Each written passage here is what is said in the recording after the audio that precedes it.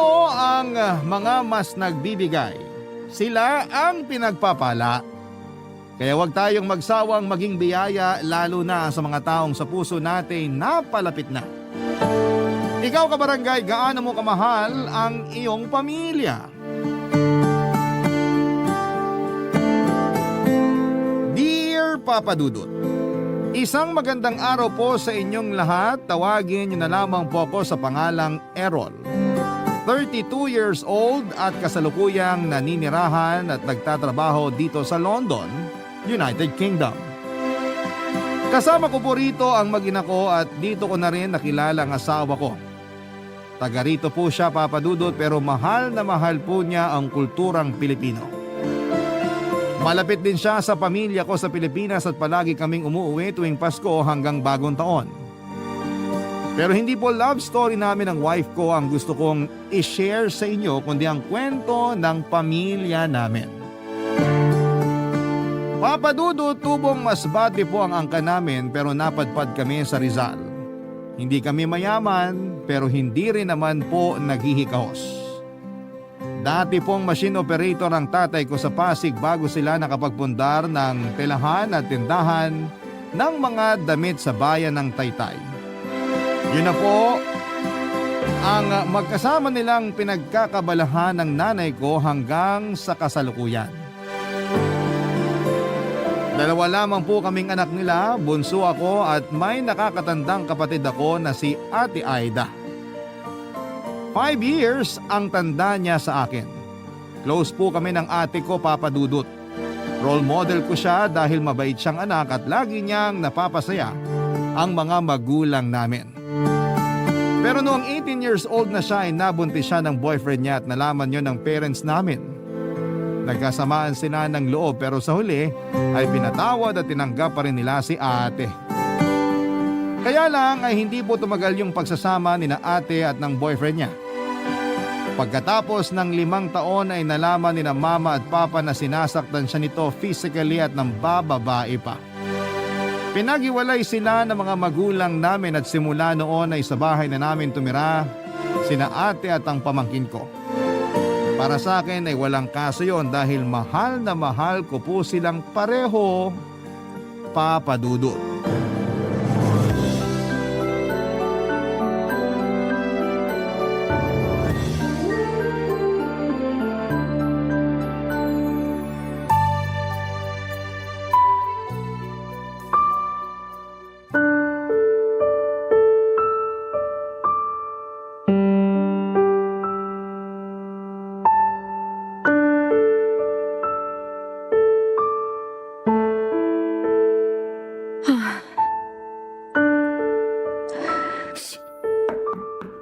Sino yan?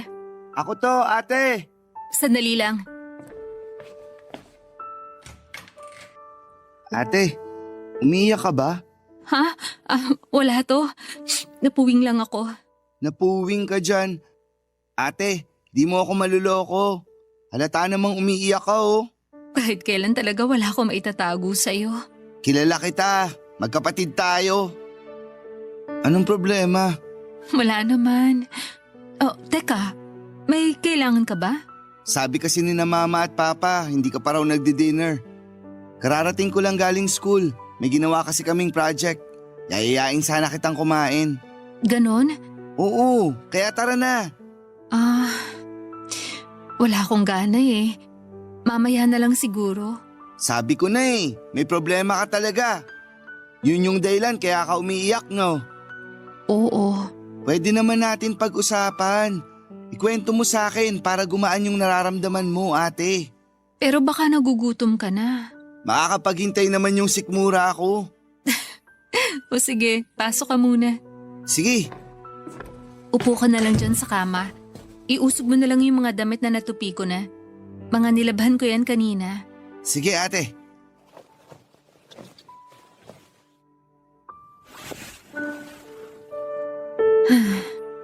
Huhulaan ko. Tungkol na naman ba yan dun sa dati mong kinakasama? Oo eh. Tinawagan mo na naman ba siya, ate? Oo, pero nalaman ko may iba na siyang kinakasama. Ha? Seryoso ba yan? Seryoso. Tapos sinabihan niya ako na hindi na siya makakapagbigay ng sustento sa anak namin.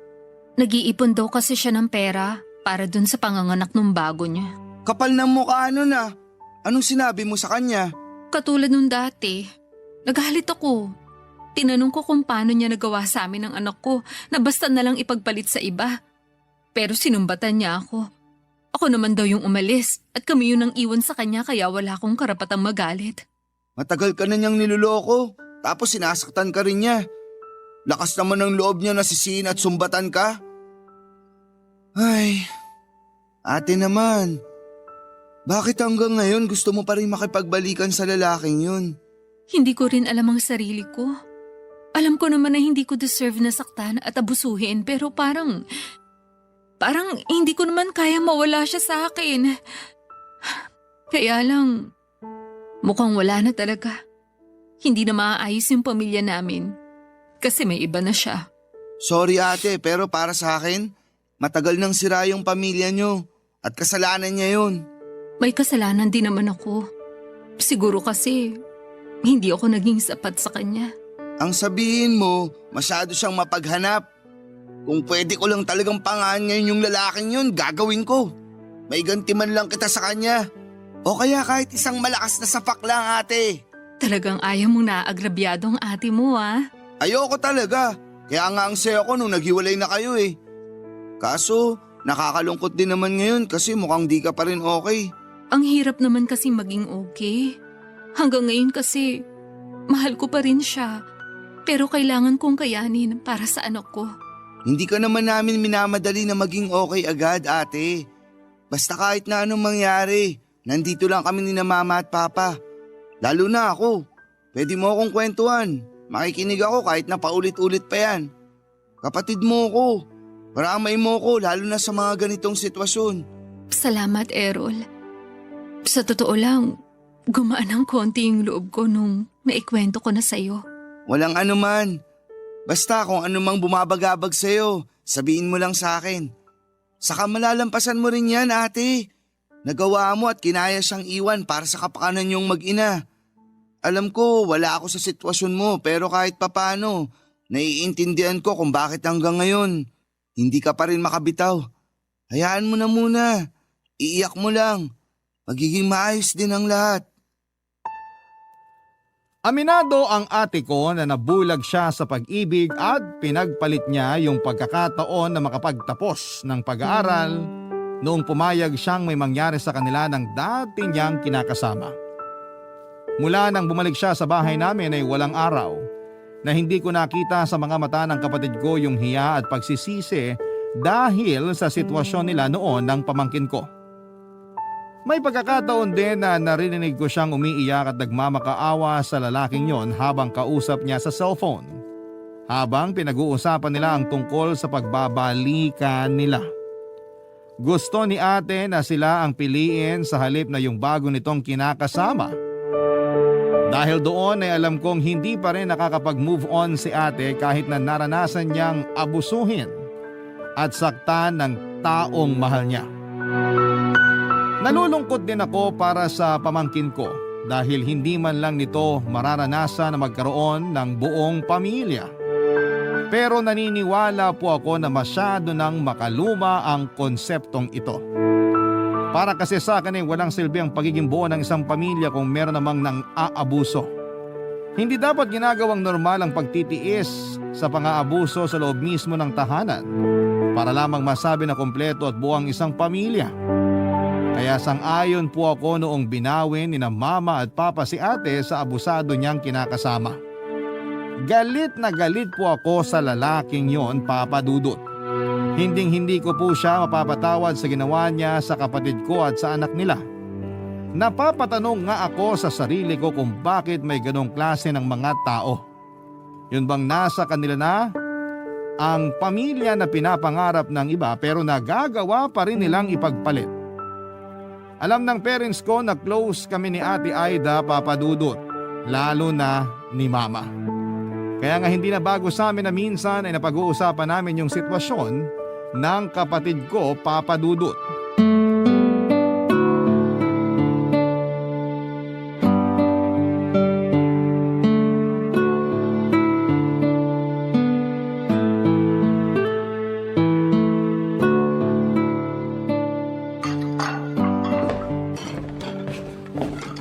Ma, ako na po maghuhugas dyan.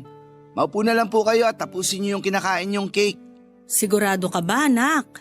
Opo, saka kayo na rin yung nagluto. Baka mapasma kamay niyo. Mamaya ka na maghugas dyan.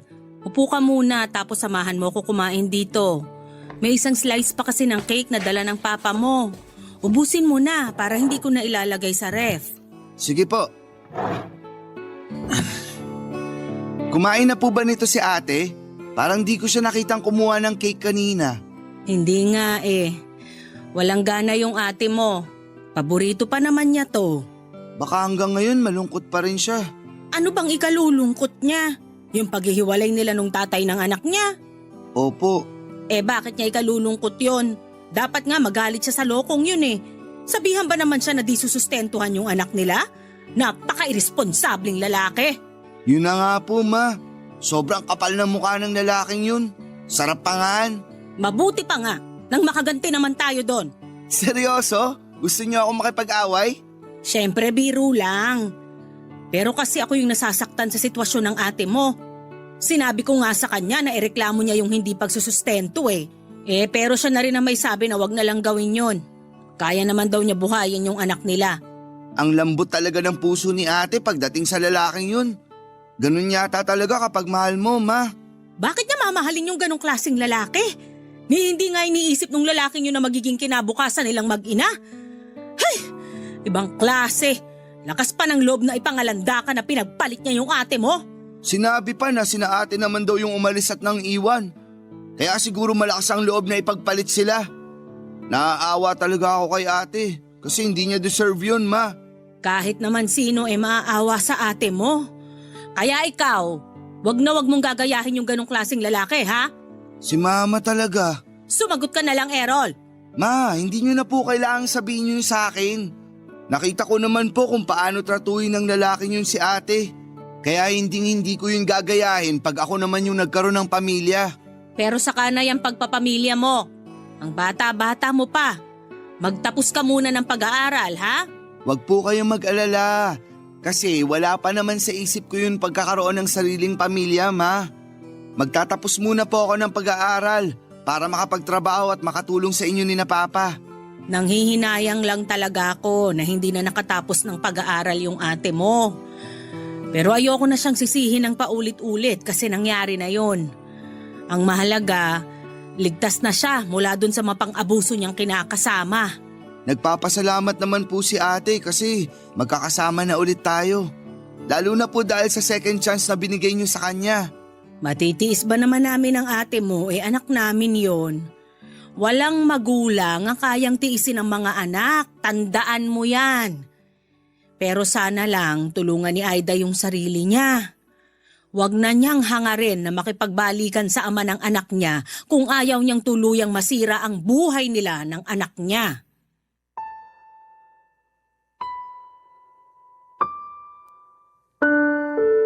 Papa Dudut, naiintindihan ko po si mama dahil magulang siya. Nag-worry lamang siya sa anak niya kaya binawi niya si ate. Doon ko napagtanto na hindi lang pala ako yung nakakapansin na malungkot ang kapatid ko sa paghihiwalay nila ng dati niyang kinakasama.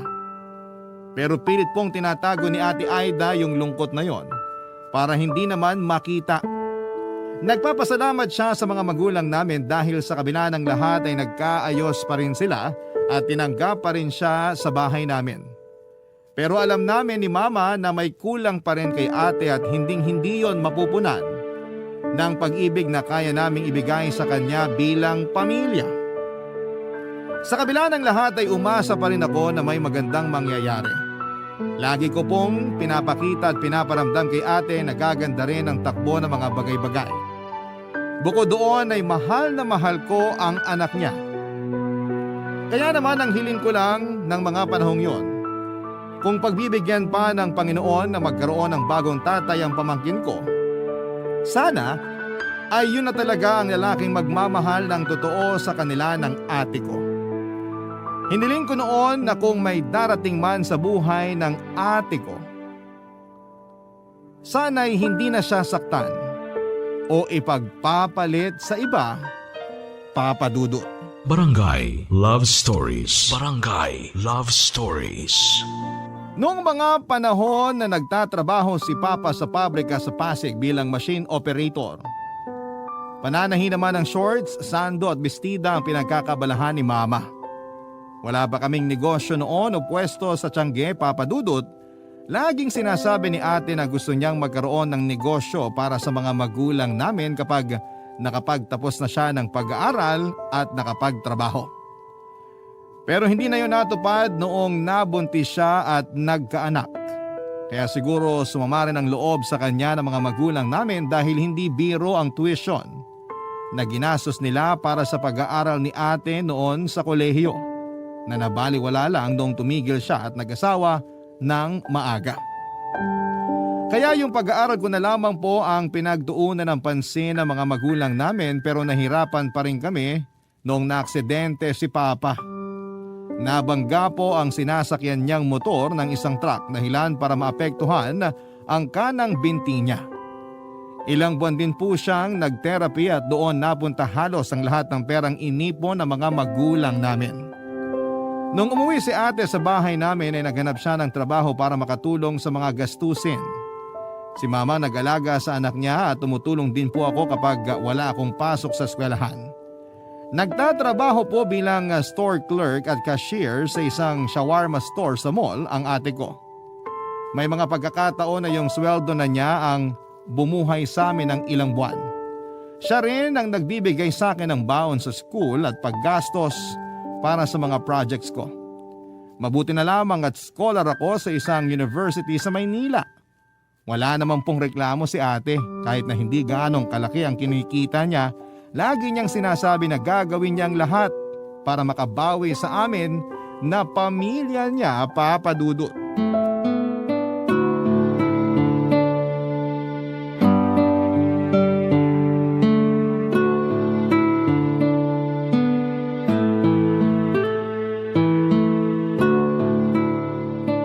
Errol, kunin mo na tong baon mo.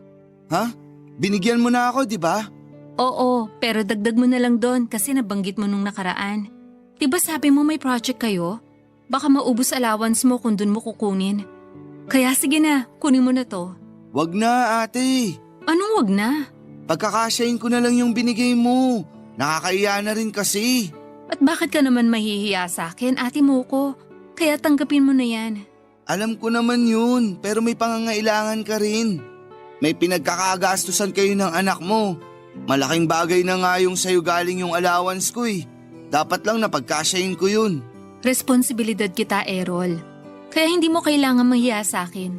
Tsaka kahit papano naman, may naitatabi ako para sa amin ng anak ko.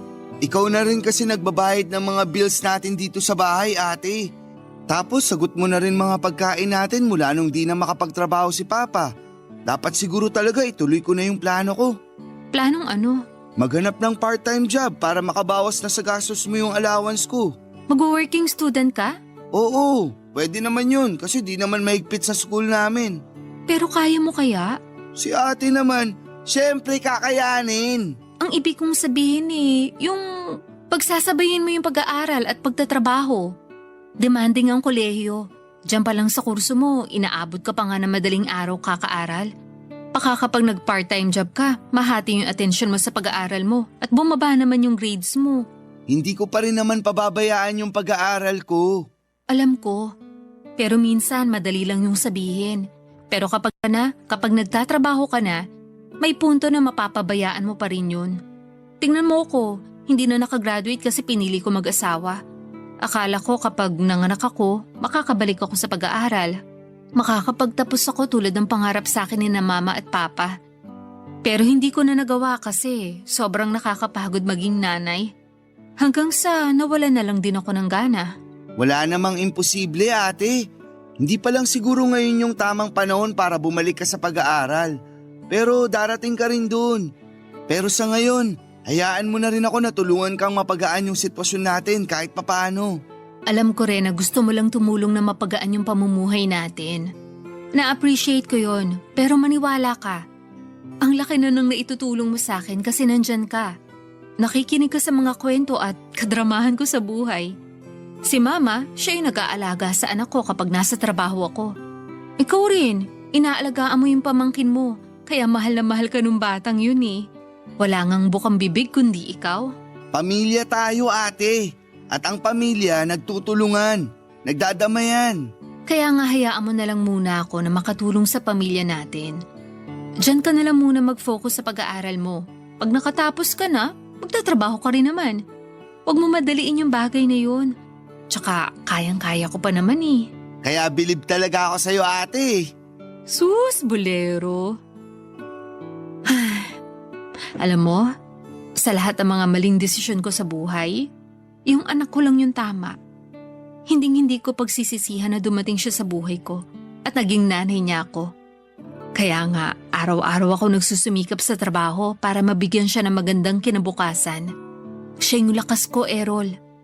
Pag nagkaanak ka na, mas maiintindihan mo yung pinanggagalingan ko. Naiintindihan ko naman kahit paano, ate. Kaya nga proud na proud kami sa'yo. Tapos ngayon, halos ikaw lang yung inaasahan namin.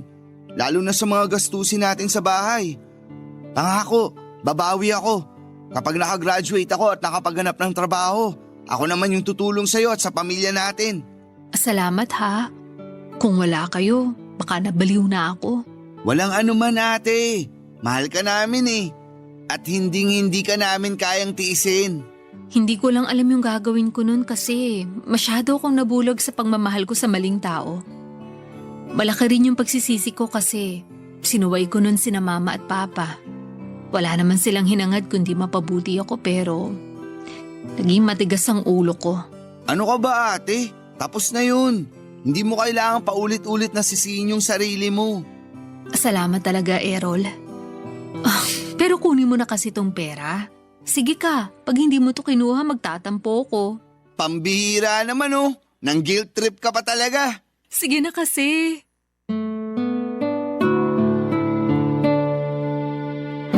Papadudot ganon ko kamahal si Ate Aida at hanga ako sa ipinakita niyang pagmamahal para sa anak niya.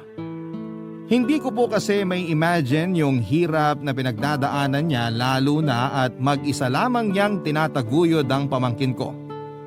Kaya naman gano'n na lamang kataas ang respeto ko sa kanya. Proud ako sa kanya at sa lahat ng mga solo parent. Wala po akong ibang hiling noon kundi ang ingatan at gabayan siya ng Panginoon. Hindi lang kasi anak niya ang inaalagaan niya kundi kami rin nina Mama at Papa. Kaya naman nangako ako noon sa sarili ko na magsisikap akong makapagtapos ng pag-aaral para magbunga yung pagsasakripisyo ng kapatid ko. Hindi nga nagtagal ay nakagraduate po ako bilang cum laude sa kursong secondary education. Nakapasa rin ako at nakakuha ng lisensya sa pagtuturo. Hanggang sa nakapagtrabaho ako sa isang pampublikong paaralan.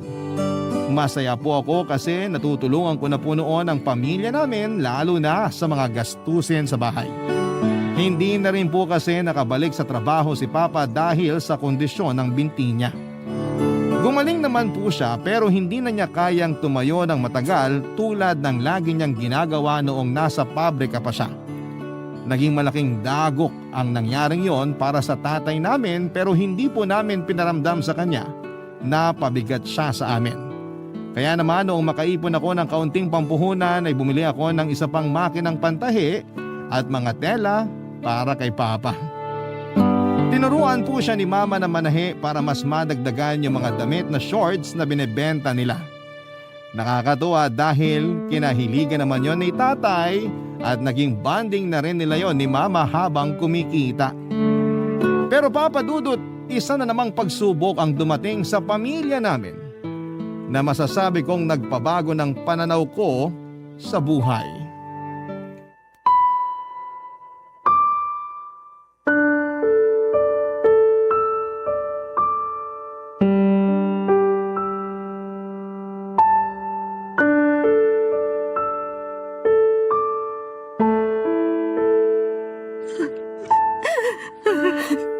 Ma, ayoko pa pang mamatay.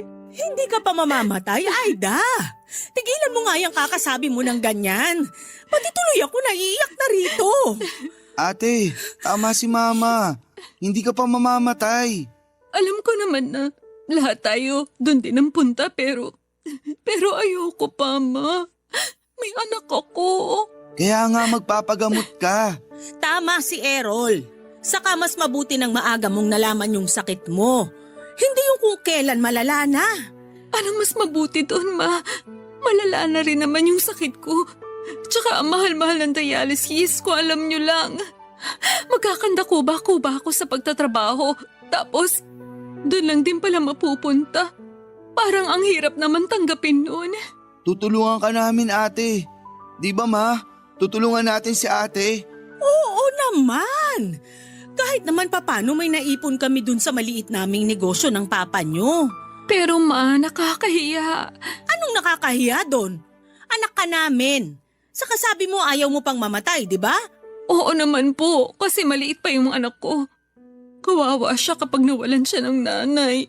Kaya nga magpapagamot ka. Tutulungan ka namin ni Errol. Hindi ka na dapat mahiya kasi pamilya mo kami. Ay, ewan ko ba naman sa'yo't bigla mong naisip yung hiya-hiya na yan? Kung bakit kasi sa dinami-dami ng tao, ako pa talaga yung tinamaan ng sakit na to. Marami namang mga masasama dyan. Yung mga kriminal, sana sila na lang. Wala naman silang binubuhay na anak eh. Hindi rin kami makapaniwala na magkakasakit ka ng ganyan, ate. Akala kasi namin gagaling ka rin pag nakapagpahinga ka pero iba na pala.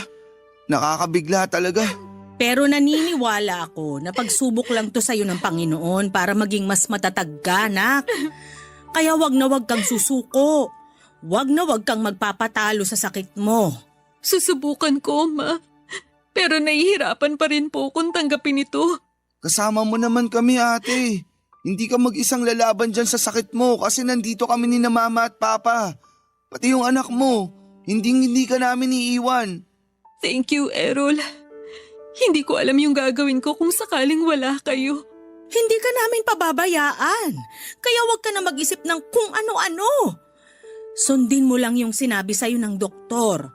Iwasan mo yung mga pagkain at inumin na bawal sa'yo. At magpagamot ka para bumuti yung pakiramdam mo. Para naman kayong doktor magsalita, Ma. Siyempre, nag-aalala ako sa'yo. At gusto kong alagaan ka kasi anak kita.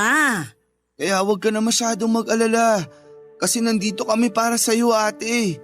Basta ipangako mo sa amin na lalaban ka para sa anak mo. Siyempre marami pa kayong pagsasamahan. Nung nakaraan nga nabanggit niya sa akin kung gaano kanya kamahal. Talaga? Oo, nagkwentuhan kasi kami. Tinanong ko siya kung ano yung pangarap niya.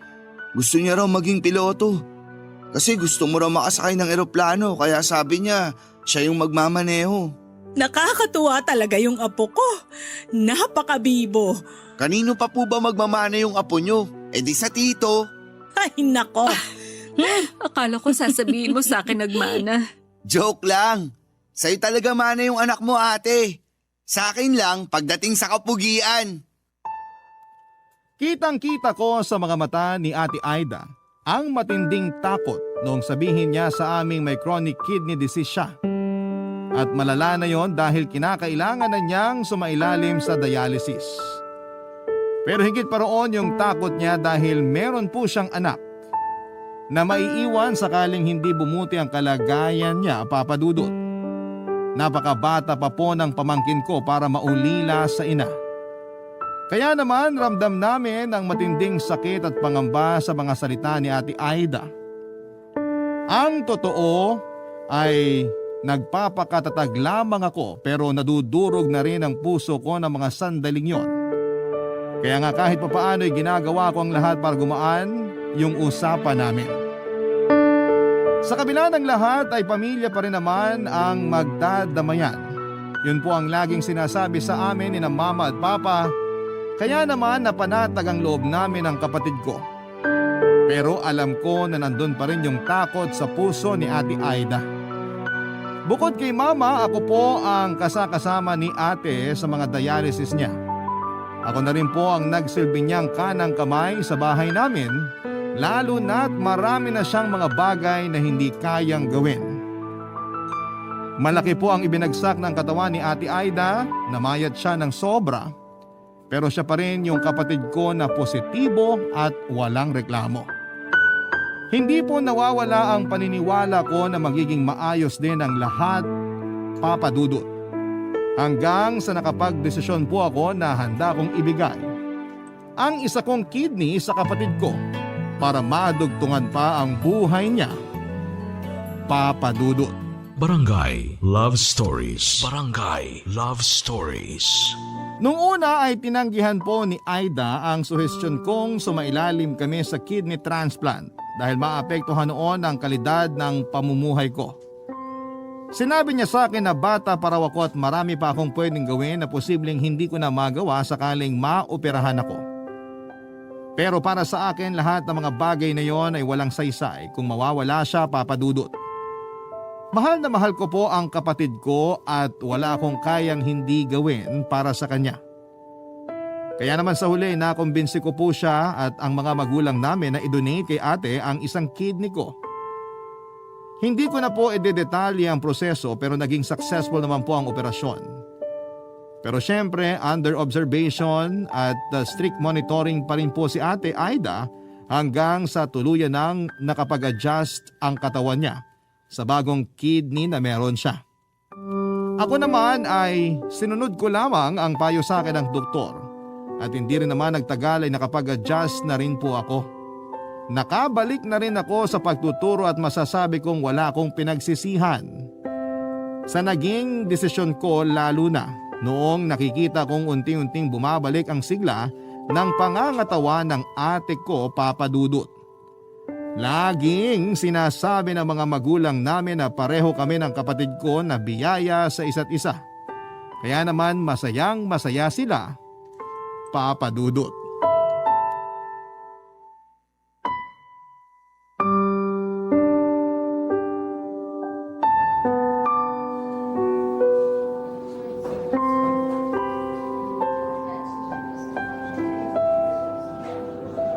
Kamusta na pakiramdam mo, ate?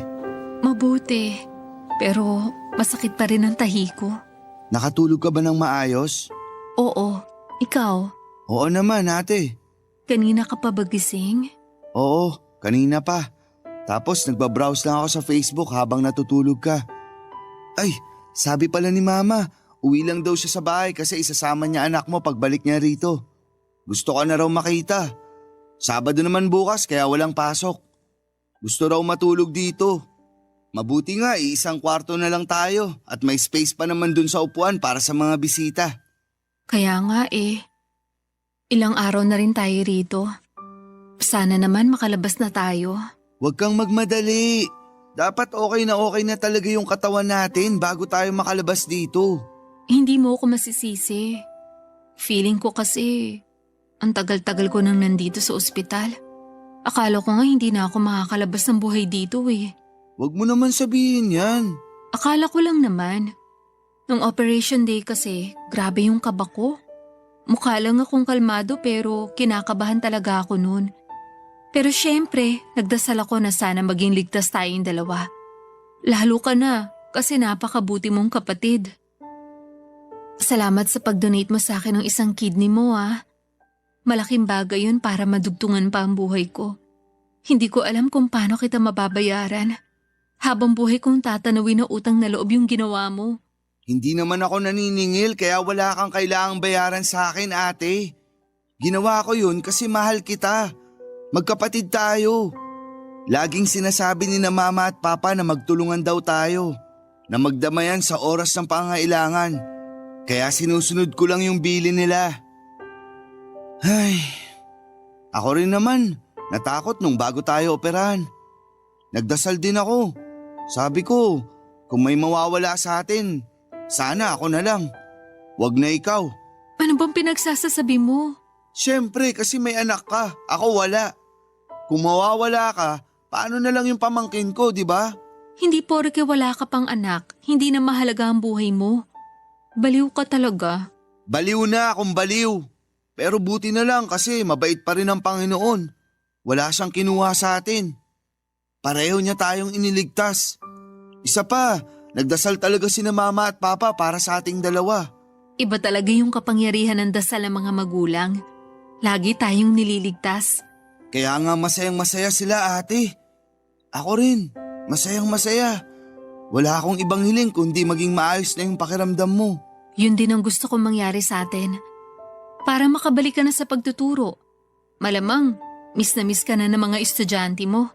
Miss ko na rin sila. Alam mo, proud na proud talaga ako sa iyo, Errol.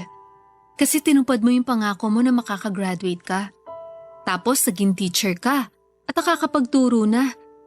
Lagi kang pinagmamalaki ni na mama at papa. Siyempre, ganun din ako.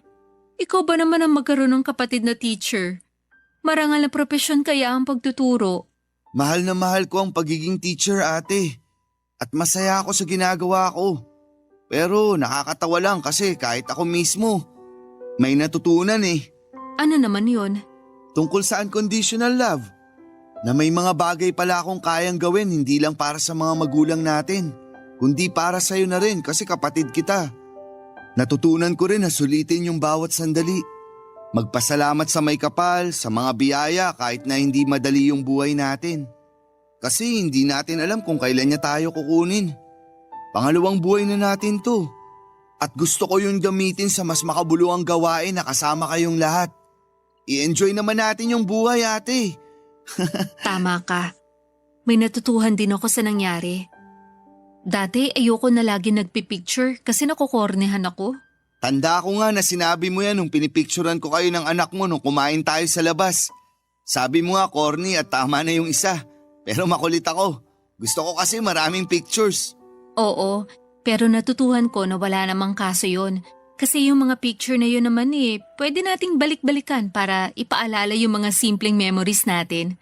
At tulad mo, gusto ko rin mas enjoyin yung buhay. Papadudot nag-aral po si Ate Aida bilang virtual assistant at hindi nagtagal ay nakapagtrabaho siyang muli. Less hassle po yun dahil nasa bahay lamang siya at hindi kailangang bumiyahe, papasok at pauwi mula sa trabaho. Tapos nakakapag-bonding at naasikaso rin niya ang anak niya. Binigyan din po niya ng perang pangpuhunan ng mga magulang namin para makapag-expand ang negosyo nila. At yun na nga po yung telahan at tindahan nila ng mga damit at punda sa Taytay, Tiangge. Doon na po nagsimulang umasenso ang pamilya namin dahil sa pagtutulungan namin. Lumipas pa po ang ilang taon at naging maayos po ang takbo ng lahat. Nagtuloy-tuloy ang mga biyaya na dumarating sa pamilya namin at sa kabuhayan namin. At walang hanggan po ang pagpapasalamat ng mga magulang namin sa Diyos. Lalo na sa pagkakaloob ng ikalawang pagkakataon upang madugtungan ang buhay ni Ate Aida. At pagkatapos ay natupad din ang panalangin namin ni Mama na sana'y makatagpo si Ate ng isang lalaki na magmamahal sa kanila ng anak niya. At yon ay sa katauhan ng boyfriend niyang si Mike. Isang araw ay meron pong binalita sa amin si Ate Aida. Dahilan para lalo po kaming maging maligaya para sa kanya.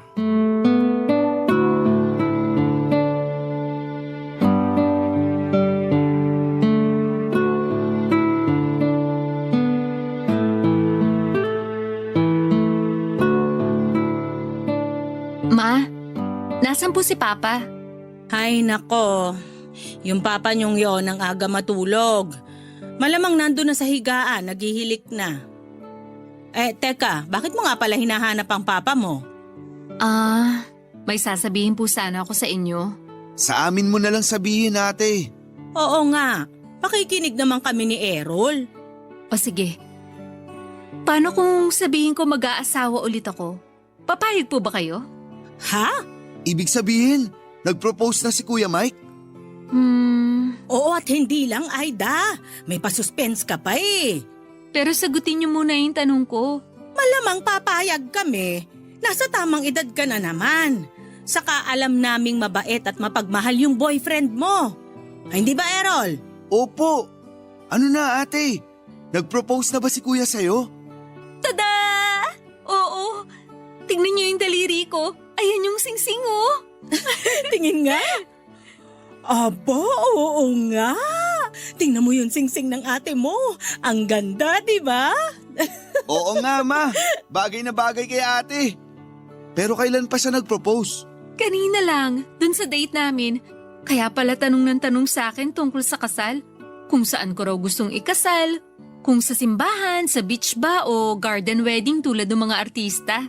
Hindi ka man lang ba nagtaka? Hindi. Hay nako, palibasa, yan yung bagay na hindi ginawa sa'yo nung dati mong kinakasama. Kaya deserve na deserve mo yan, nak. Yung pakasalan. Thank you, Ma. Tama si mama. Masaya kami para sa'yo kasi nahanap mo na yung lalaking magmamahal sa'yo at sa anak mo. Yun bang makakasama mo habang buhay? Kasi pakakasalan ka at may plano para sa future nyo. Oo nga po eh. Masayang masaya po ko kasi dumating siya sa buhay ko. Hindi ko po akalain na mabibigyan pa ako ng second chance na magmahal ulit. Bonus pa yung kasal ko kaya excited na po ako. Excited na rin kami para sa'yo, nak. Siguradong matutuwa yung papa mo kapag nalaman na ikakasal na ang unika iha niya. Alam mo namang mahal na mahal ka nun. Siguradong iiyak yun pag nakita niyang nakasuot ka ng wedding gown. Sigurado po yan, Ma. Si Papa pa ba? Congratulations, Ate Aida! Congratulations, nak. Thank you, Ma. Thank you, Errol. Payakap nga po sa inyo. Naiiyak ako eh. Ay, bakit ka naman umiiyak? Wala lang po. Natutuwa lang. Payakap na po. Sige, yakap na. Errol, sumali ka rito. Sige na nga, kahit ang corny tingnan. Anong corny? Joke lang naman po, ma. Ay, ang lalaki na ng mga anak ko. Parang kailan lang ang liliit nyo pa. Basta mga anak, proud na proud kami sa inyo ng papa nyo. At mahal na mahal namin kayo.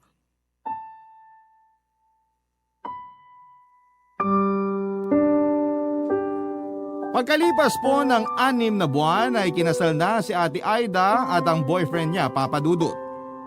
Intimate garden wedding ang kasal at sobrang saya po ng kapatid ko. Masayang masaya din po mga magulang namin at napaiyak nga si Papa tulad ng inaasahan namin. Kahit naman ako ay hindi na rin napigilan ng pagiging emosyonal. Pero hindi ko lang pinahalata dahil baka tuksuhin nila ako. Wala pong pagsidla ng saya at pasasalamat sa puso ko. Dahil sa wakas ay nakamit na ni Ate Aida yung happy ending sa piling ng lalaking mahal niya at mahal siya. Sobrang deserve niya ang ganong klase ng pakiramdam. Sa kasalukuyan ay nasa mabuting kalagayan naman po kaming pareho ni ate at syempre marami pong nagbago sa lifestyle namin. Pero lahat ng yon ay sinunod namin para mas mapangalagaan at maingatan ang ikalawang buhay na pinagkaloob sa amin ng may kapal. At kahit na malayo na kami sa isa't isa dahil sa ibang bansa na ako nakatira ngayon, palagi ko pa rin pong naaalala ang pamilya ko na nasa Pilipinas. Hindi po naputol ang komunikasyon namin, Papa Dudut. Hanggang dito na lamang po ang kwento ko at marami pong salamat kung sakaling mapili po ninyong i-ere ang istorya ng buhay namin. Sana rin po ay kinapulutan po ito ng aral at inspirasyon ng mga kabarangay natin. More power and God bless. Sa Barangay Love Stories sa Barangay LS 97.1. Ang inyong forever kapuso at kabarangay, Errol. Nagustuhan ng iyong napakinggan? Ituloy yan via live stream sa www.gmanetwork.com/radio.